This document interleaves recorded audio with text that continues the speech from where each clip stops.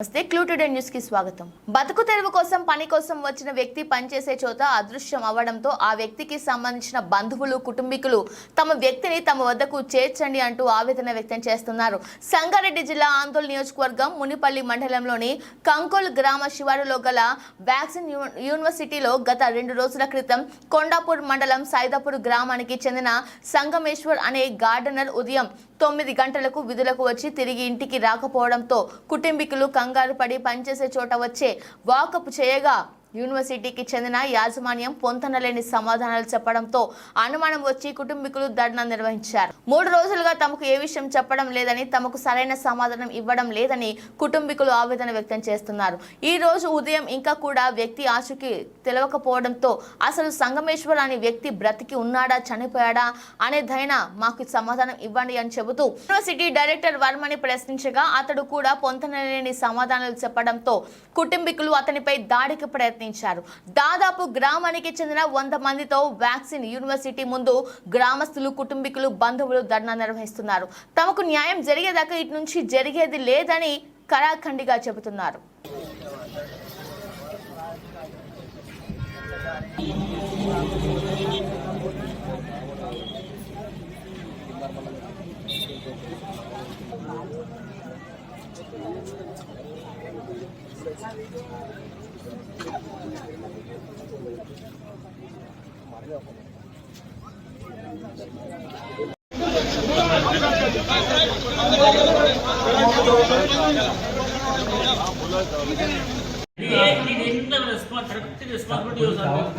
ఒకసారి పోలీసులు చెప్పిన తర్వాత వాళ్ళు ఇండిపెండెంట్ గా వచ్చిన వాళ్ళు కదా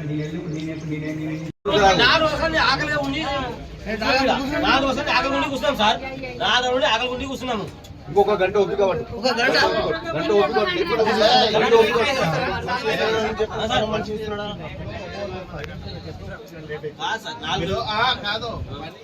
ఇప్పుడు మన మనిషి పోయినది మనం బాధపడుతున్నాం, చెప్పుతున్నాం దొరకలేదు తొందర పడుతున్నాం. పైసలు వచ్చినాం ఏమైతే మన మీద కేసు మనం దొరికిన దాకా ఏం మనిషి దొరికితే మనం ఏమైనా చేయగలుగుతాం. ఇప్పుడు మనం ఏమైనా చేసినాక బయటకు వెళ్ళి వచ్చింది అనుకో మన మీద ఉల్టా కేసులు అయితే. అందుకనే జర ఓపిక పడితే మనం ఏదైనా మాట్లాడతాం. మనిషి దొరికినాక విషయం తెలిసినాక రోగం తెలిసినాక ఏదైనా మనం తెలుసుకోవచ్చు. ఆ దానికోసం ప్రయత్నం అది కొంచెం బాగా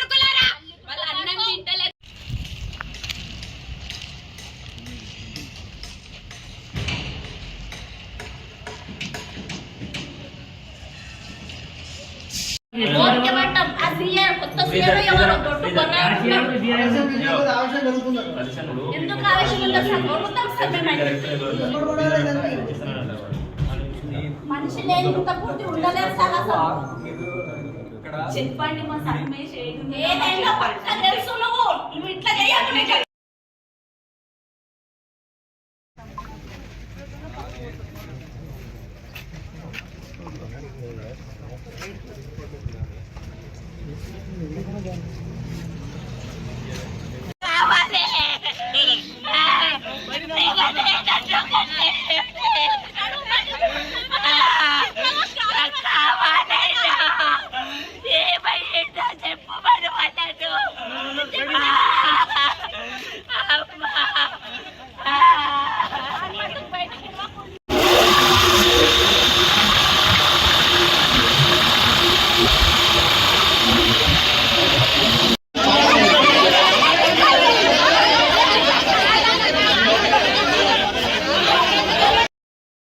వెళ్తాము అనేసి అని అంటే వెళ్ళనీయమన్నారు. మేము వెళ్తాం చూసుకుంటాం అనేసి అని అంటే ఒకవేళ చనిపోతే కూడా మీరు తీసుకొని వస్తారా అని కూడా ఇట్లా కూడా అన్నారు సార్.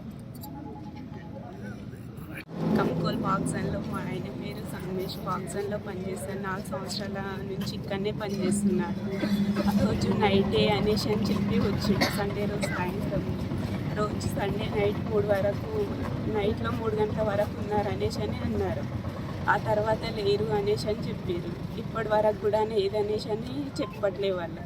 ఒకసారి అంటారు గోడ దుంకి వెళ్ళిండ్రు అనేసి అని ఒకసారి అంటారు, ఒకసారి పిడిసి వచ్చి పడిపోయారు అని ఒకసారి అంటారు, కడుపు నొప్పి వచ్చిందని ఒకసారి అంటారు.